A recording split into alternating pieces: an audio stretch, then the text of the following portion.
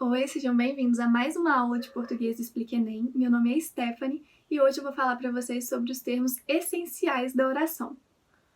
Os termos da oração são palavras ou grupos de palavras que exercem determinada função sintática dentro da frase.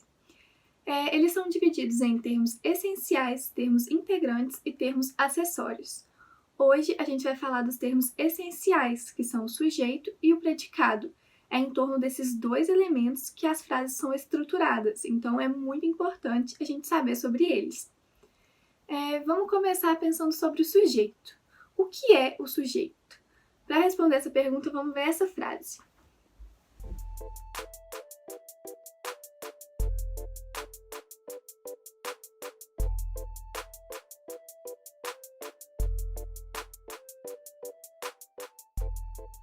Pelo estudioso aluno, a prova foi feita. Qual é o sujeito nessa frase? Se você respondeu aluno ou estudioso aluno, você faz parte da grande maioria de pessoas que erram questões desse tipo no Enem. Por quê? Porque muitos professores, livros didáticos ensinam que sujeito é aquele que pratica a ação, ou o ser sobre o qual se declara alguma coisa.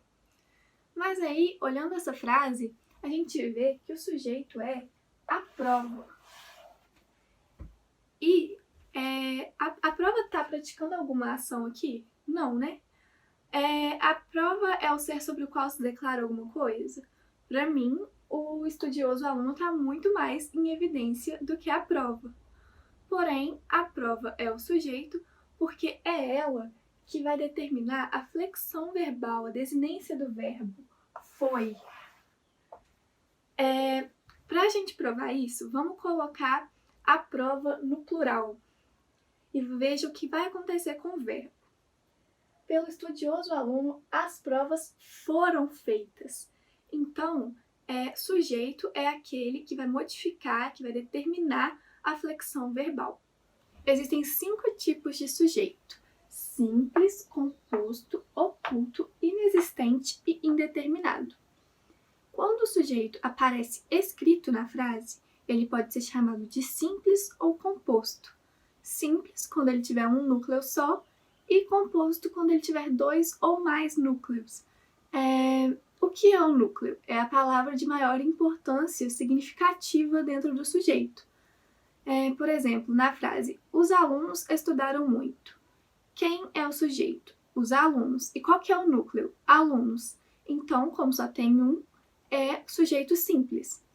Agora, os alunos e os professores precisaram se adaptar ao ensino remoto.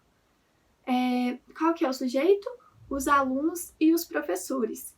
E qual que é o núcleo? Alunos, professores. Então, são 2 núcleos, 2 palavras com a mesma importância significativa dentro do sujeito. Então, é um sujeito composto. Vamos falar agora dos casos em que o sujeito não aparece escrito na frase. Quando o sujeito não aparece escrito na frase, mas pode ser identificado pela desinência verbal, é chamado de sujeito oculto, ou pode ser chamado também de sujeito desinencial, sujeito elíptico ou sujeito implícito. Na frase, estudei muito ontem. Qual que é o sujeito? Eu. É um sujeito oculto. E eu sei isso por quê? Pela desinência do verbo estudei. Eu estudei. Agora, outra frase. Não podemos sair de casa hoje. Qual que é o sujeito? Nós, por causa do verbo podemos. O sujeito é chamado de inexistente quando não há a presença de um sujeito na oração, quando o verbo é impessoal. O verbo no sujeito inexistente sempre vai estar na terceira pessoa do singular. Pode ser verbos indicando fenômeno da natureza, como chover, nevar, fazer frio, fazer calor. Quando eu falo choveu ontem, isso já basta, ninguém pergunta o que ou quem choveu. Além disso, quando a oração não tem sujeito e tem o verbo ser ou estar, geralmente é sujeito inexistente, como está frio hoje, é divertido aqui. Ou então o verbo fazer indicando um tempo decorrido, como faz tempo que não a vejo. E temos também o verbo haver, indicando a existência ou ocorrência de algo, como houve muita reclamação. Nesses casos, são sujeito inexistentes. Uma última observação sobre isso é que o verbo ser ou estar é muito importante a gente ficar atento se realmente não tem um sujeito, como o dia está nublado hoje. Ali a gente tem uma expressão nominal fazendo a função de sujeito, que é o dia, um sujeito simples. Então é isso, esse é o sujeito inexistente. Por último, nós temos o sujeito indeterminado. Sujeito indeterminado é aquele sujeito que existe, porém a gente não consegue identificar nem pela terminação do verbo, nem pelo contexto. Então, sujeito indeterminado é quando fica meio vago pra gente quem é o sujeito ou o que é o sujeito. Por exemplo, na frase, falaram mal de você hoje.